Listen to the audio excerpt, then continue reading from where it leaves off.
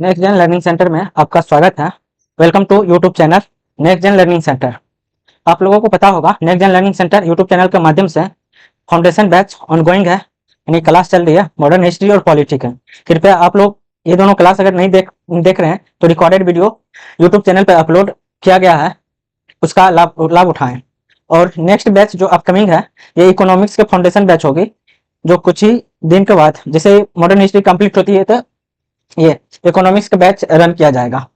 YouTube channel के माध्यम से मैं आप लोगों के बीच बेस्ट से बेस्ट देने की कोशिश कर रहा हूँ, और इस चैनल को सब्सक्राइब करें और सेशन को लाइक एंड शेयर करें। ठीक है, चैनल को सब्सक्राइब करना मत भूलें। आप लोग चैनल को सब्सक्राइब करते हैं तो हम लोग को मोटिवेट मिलती है और next gen learning centre team को बढ़ावा मिलता है कि बेहतर से बेहतर कंटेंट देने का प्रोवाइड करें। पिछले क्लास की तरह इस क्लास को पहले की क्लास रिकैप करेंगे, फिर इंटरलिंक करते हुए आगे बढ़ेंगे। चलिए सेशन को शुरुआत करते हैं। आप लोगों का यूट्यूब चैनल पे next gen learning centre team स्वागत करता है। आप लोग आइए, क्लास देखिए और क्लास का फीडबैक देते जाइए। ठीक है, फीडबैक देना ना भूलें और चैनल को सब्सक्राइब भी करें। तो आप लोगों को पता होगा कि यहाँ पे चैप्टर वाइज एमसीक्यू भी कराया जाएगा। जैसे ही फाउंडेशन क्लास में चैप्टर कंप्लीट होती है तो उसका चैप्टर वाइज टेस्ट लिया जाता है, जो पीटी पर्पस ऑल एग्जाम के लिए होगा, ऑल कॉम्पिटिटिव एग्जाम के लिए होगा। और एक मेंस क्वेश्चन होगा चैप्टर के एंड में, मेंस को क्वेश्चन प्रैक्टिस करने के लिए दिया जाएगा, जो आप लोगों को सिविल सर्विस एग्जाम के लिए बेहतर होगा। आप लोग मेंस क्वेश्चन भी लिख सकते हैं और यहाँ पर पीटी का प्रॉपर तैयारी की जाती है। ठीक है, चैनल को सब्सक्राइब करें, लाइक करें, शेयर करें। चैनल को महत्वपूर्ण बहुमूल्य समय देने के लिए आप लोग का तहे दिल से शुक्रिया। आप चैनल को सब्सक्राइब भी करें और अपने दोस्तों को भी शेयर करें। कल की क्लास में मैंने बताया था कि बहादुर शाह प्रथम के शासनकाल में बड़े पैमाने पर जागीरों का वितरण किया, साथ ही कर्मचारियों का पद में प्रमोशन दिया गया, जिस कारण राज्य के वित्त की स्थिति निरंतर खराब होती चली गई। ठीक है, और ये वित्त की स्थिति खराब एक तरह से निरंतर युद्ध के कारण भी खराब होती चली गई, जिस कारण इसका पतन हुआ। फिर बहादुर शाह प्रथम की मृत्यु हो जाती है फरवरी 1722 में। फिर इसके ही एक प्रसिद्ध इतिहासकार ने, कल मैंने बताया था कि प्रसिद्ध इतिहासकार ने एक कथन दिया जिसमें बोला गया उसके अनुसार कि अंतिम मुगल बादशाह जिसके विषय में अच्छे शब्द कहे जा सकते हैं वो बहादुर शाह प्रथम थे। लेकिन ऐसा हुआ कि बहादुर शाह प्रथम की मृत्यु के बाद उसके 4 पुत्रों में सत्ता के लिए संघर्ष हुआ, जिस कारण बहादुर शाह प्रथम का शव 1 महीने तक दफनाया नहीं जा सका। ठीक है, फिर मुगल दरबार में गुटबंदी हुआ, जिसमें ईरानी दल, सैयद गुट और तुरानी, ये सब हुआ। ईरानी दल जुल्फिकार खान का था और तुरानी चिनकलिज खान था, असफ शाह था और निजामुल मुल्क और निजाम हैदराबाद जैसे व्यक्ति थे उसमें शामिल। फिर सैयद गुट में हुसैन अली पटना का गवर्नर बाद में बनाया गया और अब्दुल्ला इलाहाबाद के गवर्नर बनाया गया। मुगल पतन का कारक का डिस्कस किया था कि मुगल पतन का कारक मतलब कौन कौन सा था, जिसमें राजनीतिक कारण था, विदेशी कारण, मुगलों का सैन्य दुर्बलता और धार्मिक कारण, आर्थिक कारण था। ये सब पतन का कारक बना। इसमें उत्तर मुगल कालों को पतन का कारक कहा जाता है, जिसमें राजनीतिक कारण में उत्तराधिकारी के नियम का अभाव था, औरंगजेब की दुर्बलता उत्तराधिकारी था, प्रांतीय सूबेदारों को महत्वाकांक्षा था, दरबारी षड्यंत्र में गुटबाजी होने लगा था और प्रशासनिक भ्रष्टाचार शामिल था। अब लोगों को पता है ये class next gen learning centre YouTube channel पे हो रही है। ठीक है, सब्सक्राइब करना ना भूलें, चैनल को सब्सक्राइब करना ना भूलें। फिर विदेशी आक्रमण हुआ, नादिर शाह, अहमद शाह अब्दाली, भारत में यूरोपीय शक्ति का विस्तार हुआ। ये विदेशी आक्रमण था। उसी समय कई कंपनी भी अपना कारखाना स्थापित करना स्टार्ट कर चुका था। और मुगलों के बीच सैन्य दुर्बलता थी, जिसमें अयोग्य शासक, सैन्य आधार कमजोर होना, सैन्य हेतु प्रांतीय सूबेदार पर निर्भरता बढ़ गया था। उस समय अत्यधिक अधिक हो गया था। मुगल काल में ही केंद्रीय इकाई में छिनभिन होना, मतलब स्वतंत्र राज्य का निर्माण होना स्टार्ट हो गया था। फिर धार्मिक कारण था, धर्मनिरपेक्ष नीति का परित्याग करके धर्मांतरण में ज्यादा जोर दिया। ठीक, फिर संप्रदायों के विद्रोह के बाद राजपूत के खिलाफ होना, मराठा के खिलाफ होना और जाट इसके विरुद्ध हो गया था। ठीक, फिर मैंने आर्थिक कारण बताया, किसानों को उनकी क्षमता से अधिक ज्यादा कर का लगान लगा देना और उससे वसूल करना। फिर मैंने जहांदार शाह पे डिस्कस किया था। जहांदार का शासनकाल 712 से 13 यानी 10 महीनों की इसका शासनकाल था।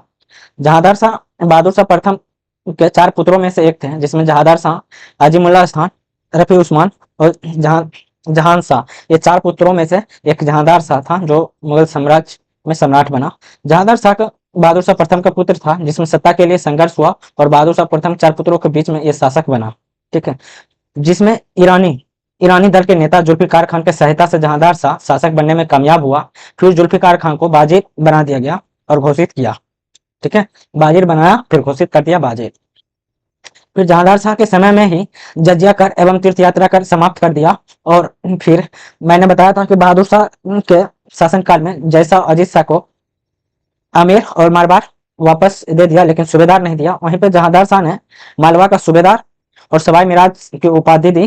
फिर अजीत सिंह को महाराज की उपाधि और सूबेदार प्रदान किया। ठीक है, जहांदार शाह मराठों का सरदेशमुखी और चोट वसूलने का अधिकार बहादुर शाह प्रथम का ही था, लेकिन जहांदार शाह के शासन में आते ही शर्त लागू कर दिया कि सरदेशमुखी और चोट मुगल अधिकारियों के द्वारा वसूला जाएगा।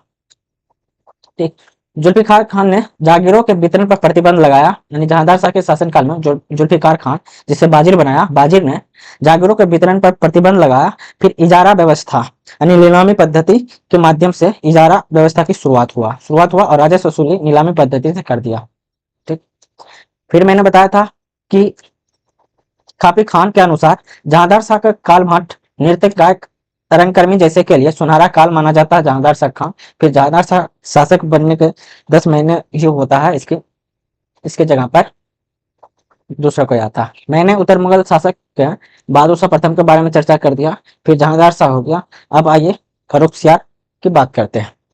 ठीक है, फर्रुखसियार की बात होगी आज की क्लास में, फर्रुखसियार की चर्चा होगी। फर्रुखसियार। ठीक, welcome to YouTube channel next gen learning centre में आप लोगों का स्वागत है।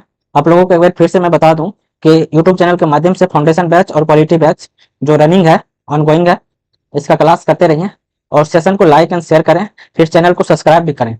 सब्सक्राइब करना आप लोगों को एक दायित्व भी है कि चैनल पर बेस्ट से बेस्ट कंटेंट शेयर करने के लिए आप चैनल को सब्सक्राइब करें।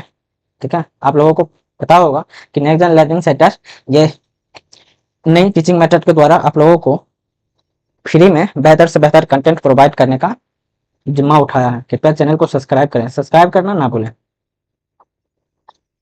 आइए आज की क्लास को शुरुआत करते हैं। आज की क्लास में जहांदार शाह के बाद फर्रुखसियार। ठीक, फर्रुखसियार जो 1713 से 1719। फर्रुखसियार अजीम उस्मान का पुत्र फर्रुखसियार सैयद बंदियों की सहायता से 1713 में मुगल गद्दी प्राप्त करने में सफल हुआ। ठीक है, हुसैन अली को मीर बख्शी और सेनापति अब्दुल्ला का बाजिर घोषित किया। यानी आप लोगों को पता ही होगा कि मुगल दरबार में गुटबंदी हुआ था। गुटबंदी में एक और गुट था सैयद बंधुओं को के सहायता से अजीम खान का पुत्र फर्रुखसियार मुगल गद्दी प्राप्त करने में सफल हुआ। फिर हुसैन अली को ये मीर बख्शी यानी सेनापति का पद दिया, अब्दुल्ला खान को बाजिर घोषित किया। ठीक, अजीम खान की विशेष विशेष भूमिका के कारण वे हुसैन अली को फिर से पटना का गवर्नर और इलाहाबाद के गवर्नर बनाया गया। ठीक, हुसैन अली को पटना का गवर्नर और अब्दुल्ला खान को इलाहाबाद का गवर्नर बना दिया। फिर सैयद बंधु को किंग मेकर कहा जाता था। फिर क्या, सैयद बंधुओं को किंग मेकर कहा जाता था क्योंकि इनके द्वारा 4 लोगों को मुगल गद्दी पर स्थापित किया गया था। ठीक, क्या क्या हुआ था? आज फर्रुखसियार कौन था? अजीम उस्मान का पुत्र, अजीम उस्मान का पुत्र था। ठीक है, फर्रुखसियार अजीम उस्मान का पुत्र और सैयद बंधुओं के सहायता से सैयद बंधुओं के सहायता से मुगल गद्दी प्राप्त करने में सफल हुआ। ठीक है, फिर सैयद बंदी कौन था? सैयद बंधु मुगल दरबार में गुटबंदी में से एक था सैयद बंधु में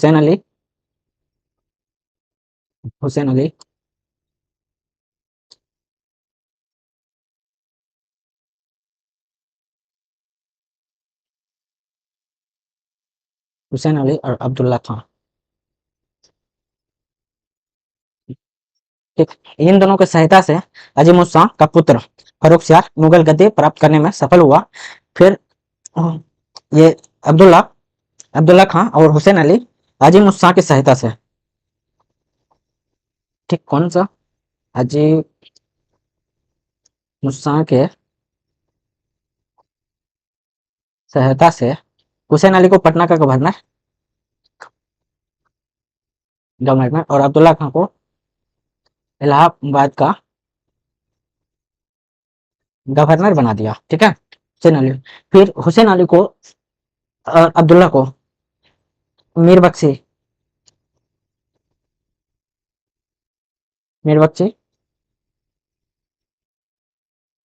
सेनापति और वाजिर अब्दुल्ला को वाजिर घोषित किया। ठीक है, क्या क्या हुआ फर्रुखसियार के शासनकाल में। फर्रुखसियार सैयद बंधुओं की सहायता से फर्रुखसियार मुगल गद्दी प्राप्त करने में सक्षम हुआ और फर्रुखसियार अजीमुल्लाह खां का पुत्र था। अजीमु अजीमुस्तान का पुत्र था और सैयद बंधुओं को हुसैन अली को मीरबख्शी सेनापति बनाया। फिर अब्दुल्ला को मीरबख्शी अब्दुल्ला को बाजिर हुसैन अली को मीरबख्शी और अब्दुल्ला को बाजिर घोषित किया। फिर अजीमुस्तान की सहायता से हुसैन अली को पटना का गवर्नर और अब्दुल्ला को इलाहाबाद का गवर्नर नियुक्त किया बनाया। ठीक, और सैयद बंधु को पता होगा कि सैयद बंधु को किंग मेकर कहा जाता है। सैयद बंधु की सहायता से 4 व्यक्तियों को मुगल गद्दी स्थापित किया। ठीक, सैयद बंधु की सहायता से 4 लोगों को मुगल गद्दी पर स्थापित किया। कौन कौन सा 4 व्यक्ति है उसका नाम बताते हैं। सैयद बंधु को किंग मेकर कहा जाता है और सैयद बंधु की ही सहायता से फर्रुखसियार मुगल गद्दी पर स्थापित हुआ। फर्रुख जिसमें पहला है फर्रुखसियार, किंग मेकर क्यों कहा जाता है, पहला है फर्रुख सियर। ठीक, दूसरा व्यक्ति है रफी रफी उद दर्जात रफी उर दर्जात। ठीक, तीसरा है रफी उर दौला। ठीक, और चौथा है मोहम्मद सरंगेला मंत सा रंगीला। ये चौथा व्यक्ति है जिसे सैयद बंधु किंग मेकर के द्वारा इन चारों को मुगल गद्दी पर स्थापित करने में कामयाब हुआ। ठीक है, और फर्रुखसियार ने जजिया और तीर्थ यात्रा को समाप्त किया था। फर्रुखसियार ने भी फर्रुखसियार ने भी जजिया कर तीर्थ यात्रा कर समाप्त किया। ठीक है, और शिवाजी के स्वराज तथा 6 मुगल प्रांतों को सरदेशमुखी एवं चौथ वसूलने का अधिकार मराठों को दिया। फिर मराठों को क्या किया फर्रुखसियार ने, मराठों को स्वराज। ठीक, 6 मुगल प्रांतों से सरदेशमुखी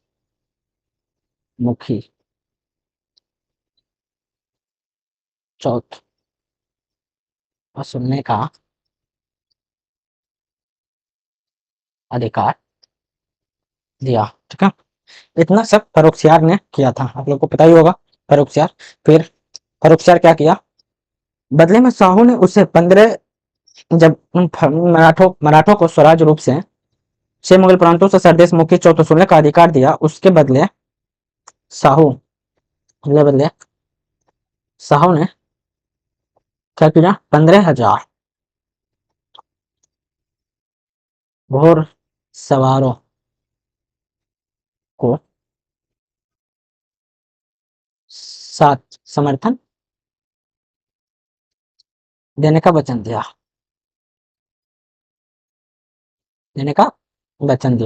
1716 में बंदा बहादुर को फर्रुखसियार के शासनकाल में ही मृत्युदंड दिया, ये तो पहले मैं बता ही दिया। फिर 1717 में फर्रुखसियार ने ब्रिटिश ईस्ट इंडिया कंपनी को 3000 रुपए के बदले बंगाल में कर मुक्त व्यापार करने का अनुमति प्रदान किया, जिसे दास्तक कहा जाता था। ये बहुत इंपॉर्टेंट पॉइंट है, आप लोग नोट करेंगे, इंपॉर्टेंट पॉइंट है। फारूक सियर, फारूक सियर क्या किया? ब्रिटिश ईस्ट इंडिया कंपनी, ठीक, ब्रिटिश ईस्ट इंडिया कंपनी को 3000 रुपए के बदले 3000 रुपए के बदले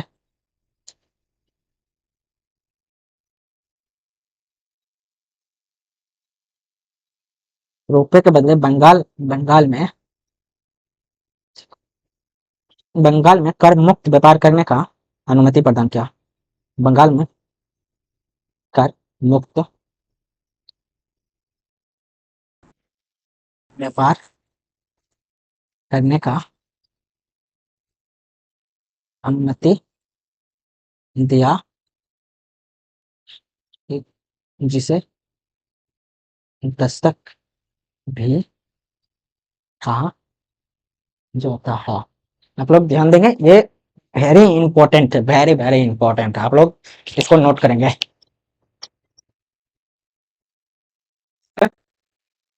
क्या है, फारूक सियर ने क्या किया? ब्रिटिश ईस्ट इंडिया कंपनी को 3000 रुपए के बदले बंगाल में कर मुक्त व्यापार करने का अनुमति दिया, ठीक।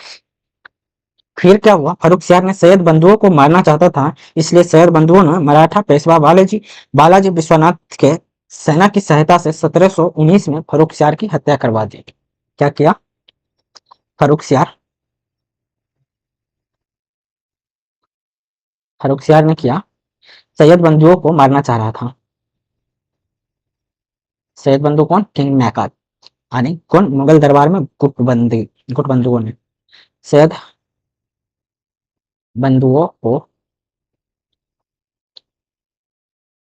मारना चाहता था, इसलिए सैयद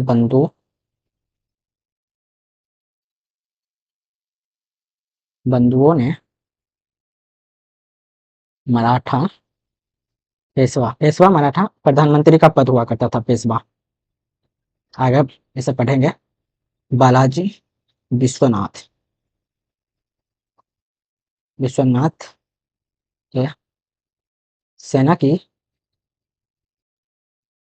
सहायता से 1719 में फारूक सियर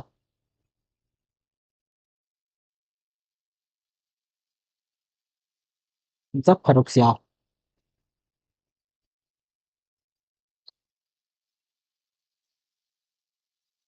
की हत्या कर दिया, ठीक है। ये यहाँ पे फारूक सियर के चैप्टर क्लोज हो गई। आइए एक बार रिकैप करते हैं। फारूक सियर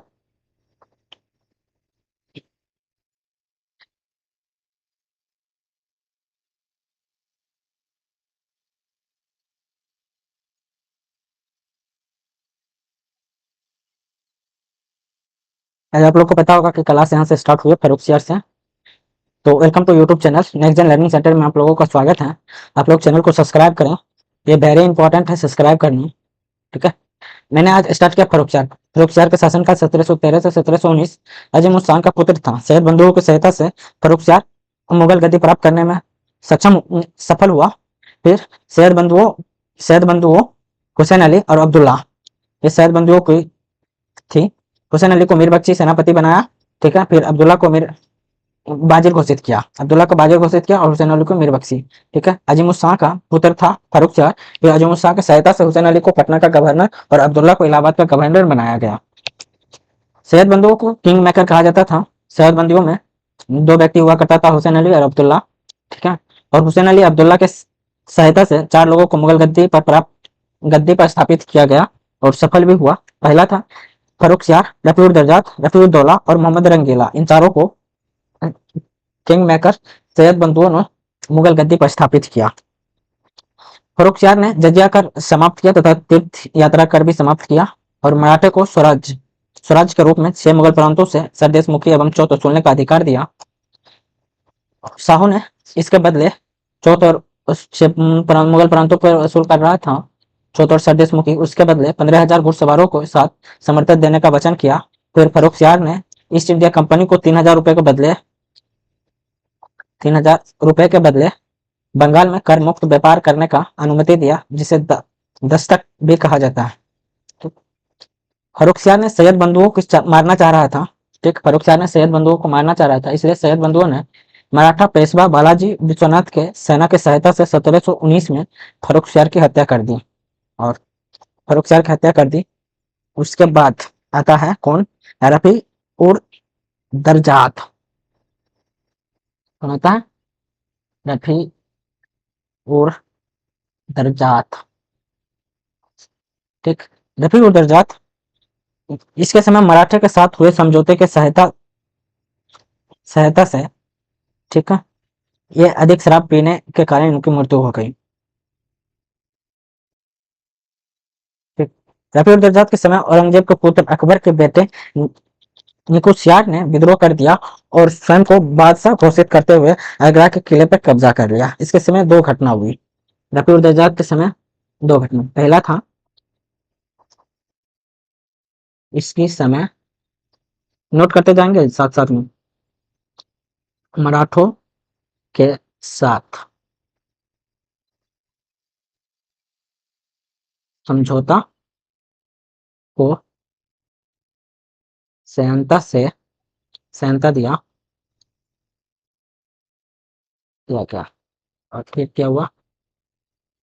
अधिक शराब पीने से या पीने के कारण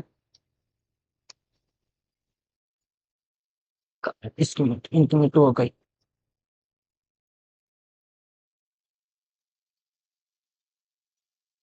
क्या एक हुआ मराठों के साथ समझौता किया, समझौते को सहनता दिया, समझौते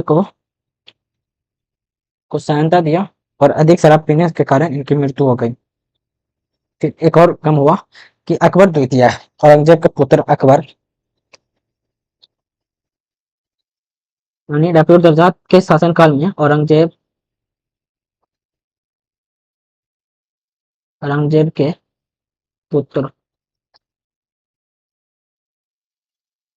अकबर, जिन्होंने मारवाड़ के युद्ध के समय औरंगजेब के खिलाफ विद्रोह किया, मराठा का संरक्षण लिया, फिर मराठा से ये ईरान भाग गया और अकबर की मृत्यु हो गई। और अकबर के ही बेटे निकुसियार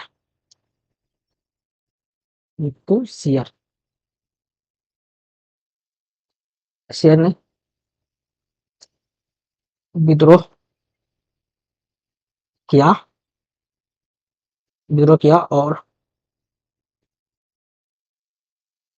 स्वयं को बादशाह घोषित किया।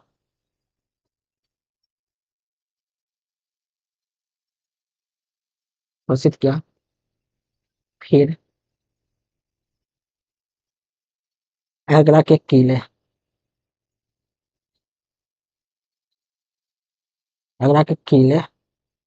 पर कब्जा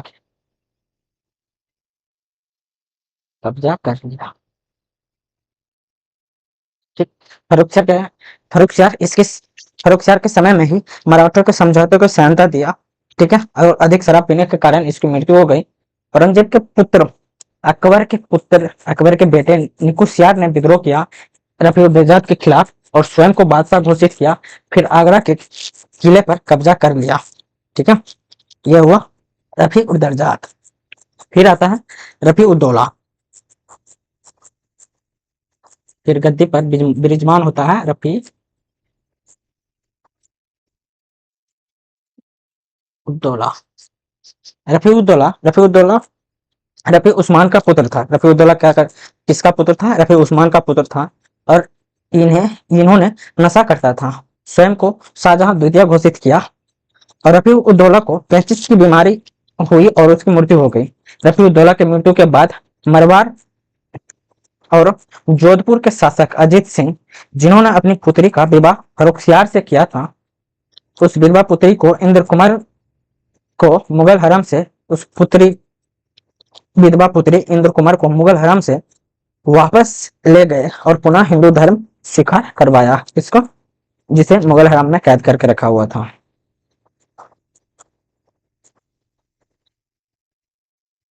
आइए रफी उल दर्जात के बारे में देखते हैं। ठीक, मैंने क्या क्या बताया। रफी उल दर्जात रफी उस्मान का पुत्र, रफी उस्मान का पुत्र था और नशा करता था, खुद या स्वयं को शाहजहां द्वितीय घोषित किया। फिर रफी उल दर्जात को पेंसिस की बीमारी से मौत हो जाती है। पेंसिस की बीमारी से इसकी मृत्यु हो जाती है। ठीक है। फिर रफीउद्दौला की मृत्यु के बाद रफीउद्दौला की मृत्यु के बाद मरवार या जोधपुर शासक शासक अजित सिंह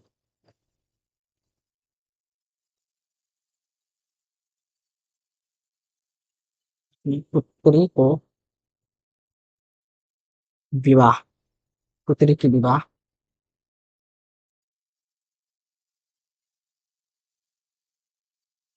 रुकसियर से करवाया था। फिर उस विधवा विधवा पुत्री इंद्र कुमार को मुगल हरम से निकाल कर वापस से हिंदू धर्म ना अपनाया या स्वीकार किया।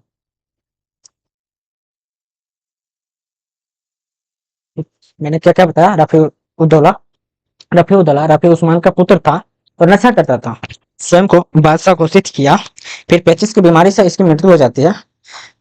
रफी उद्दौला के ही शासनकाल में मरवार जोधपुर के शासक अजित सिंह अपनी पुत्री को फर्रुखसियार से विवाह करवाने के दौरान फर्रुखसियार की मृत्यु हो जाती है। मृत्यु के पश्चात उसकी विधवा पुत्री इंद्र कुमार को मुगल हरम से निकालकर वापस ले जाता है। फिर अपनी पुत्री को हिंदू धर्म में तब्दील करवाता और हिंदू धर्म स्वीकार करवाता। मैंने आज तक अभी तक इतनी चर्चा किया। ठीक है, एक बार रिकैप करते हैं। आइए एक बार रिकैप करते हैं, उसके बाद क्लास को द एंड करेंगे।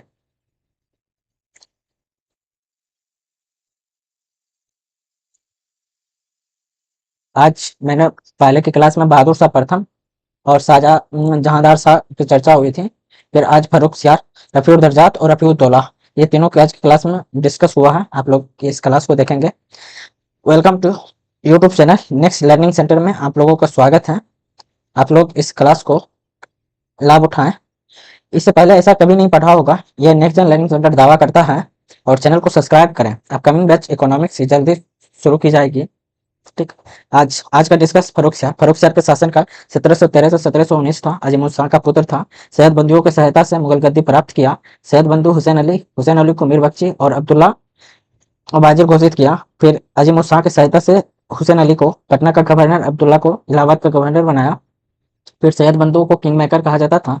सैयद बंधुओं की सहायता से 4 लोगों को मुगल गद्दी पर स्थापित किया, जिसमें पहला व्यक्ति था फर्रुखसियार, दूसरा रफीउल दर्जा, तीसरा रफीउद्दौला। ठीक, ये तीनों को देखें, ये तीनों को सैयद बंधुओं ने ही अपने मुगल गद्दी पर स्थापित किया, सैयद बंधुओं की सहायता से। फिर मोहम्मद शाह रंगीला, जिसे कल की क्लास में डिस्कस करेंगे, मोहम्मद शाह रंगीला को फर्रुखसियार ने जजिया कर और तीर्थ यात्रा कर समाप्त किया और मराठे को स्वराज के रूप में 6 मुगल प्रांतों को सरदेशमुखी एवं चौथ वसूलने का अधिकार दिया। इसके बदले मराठा शाहों 15,000 घुड़सवारों के साथ समर्थन देने का वचन किया। Farrukhsiyar east India company, British east India company को 3,000 रुपए के बदले बंगाल में करमुक्त व्यापार करने का अनुमति दिया, जिसे दस्तक भी कहा जाता है। ठीक, मैंने फिर बताया फर्रुखसियार सैयद बंधुओं को मारना चाहता था, इसलिए सैयद बंधुओं ने मराठा पेशवा बालाजी विश्वनाथ के सेना की सहायता से 1719 में फर्रुखसियार की हत्या कर दी। फिर गद्दी पर सैयद बंधु रफी-उद-दर्जात को बैठाता है और इसके समय मराठों में समझौते किया और शांता से गद्दी पर बैठा। फिर अधिक शराब पीने के कारण इसकी मृत्यु हो जाती है। औरंगजेब के पुत्र अकबर के बेटे निकुशयार विद्रोह करता है रफी-उद-दर्जात के खिलाफ और स्वयं को बादशाह घोषित करता है। फिर आगरा के किले को कब्जा कर लेता है। फिर मैं सैयद बंधुओं की सहायता से रफी-उद-दौला बनता है और उस्मान का पुत्र था। रफी-उद-दौला उस्मान का पुत्र था। यह भी नशा करता था और स्वयं को शाहजहां द्वितीय घोषित किया। पेचिस की बीमारी से इसकी मृत्यु हो जाती है और मारवाड़ जोधपुर के शासक अजीत सिंह, जो अपनी पुत्री इंद्र कुमार फर्रुखसियार से शादी करवाया, फिर विधवा हो गई। विधवा होने के कारण इसे वापस मारवाड़ ले गया, हिंदू धर्म अपनाया या स्वीकार करवाया इसे। ठीक, आज की क्लास में यहाँ तक ही रहने देते हैं। ठीक, कल की क्लास में आप लोगों को पता है क्या होगी, कल की क्लास नहीं मिस करेंगे। ठीक है, कल की क्लास में मोहम्मद शाह रंगीला और अहमद शाह होगी और आलमगीर, ये 3 शासक की चर्चा होगी। ठीक है, कल की क्लास में आप लोग क्लास मिस नहीं करेंगे। आप लोगों को नेक्स्ट जन लर्निंग सेंटर को सब्सक्राइब करना होगा, चैनल को ज़्यादा से ज़्यादा शेयर करना होगा सेशन को।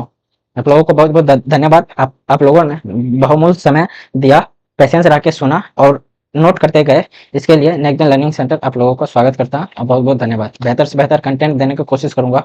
आप लोग इसी तरह आते रहिए, लाइव क्लास का एंजॉय लीजिए।